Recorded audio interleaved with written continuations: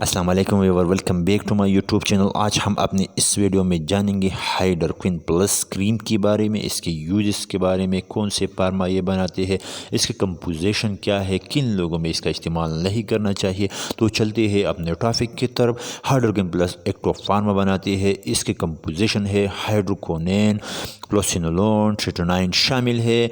ये मार्केट में क्रीम की फॉर्म में अवेलेबल है। अब जानेंगे इसके मेडिकली यूजेस के बारे में, यानी किन मकासद के लिए हम इस्तेमाल करते हैं। तो ये मलाज़मा, इसके अलावा हम हाइपर पिगमेंटेशन के लिए यूज़ करते हैं, यानी चेहरे की चाइया और धब्बे ख़त्म करने के लिए हाइड्रोक्विन प्लस का इस्तेमाल किया जाता है।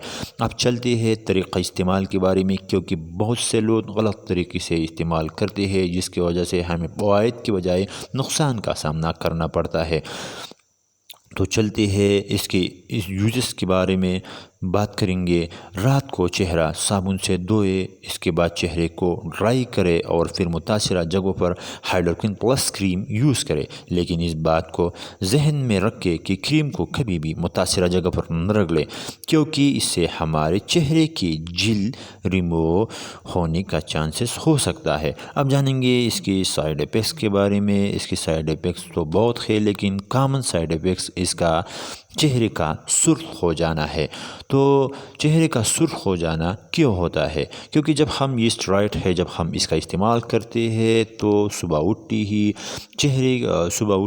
चेहरे पर सनरेज़ आसानी से जज़ब हो जाते हैं, जिसकी वजह से हमारे चेहरे का रंग रेड हो जाता है। तो इससे बचने के लिए हमें दिन के वक्त सन ब्लॉक का इस्तेमाल करना चाहिए, ताकि हम इस तरह के साइड इफ़ेक्ट से बच सकें।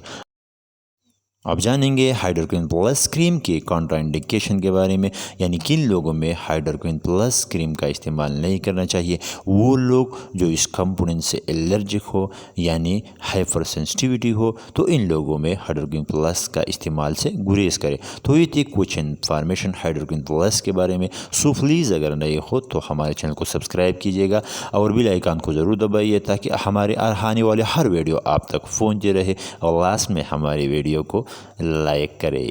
Thank you for watching.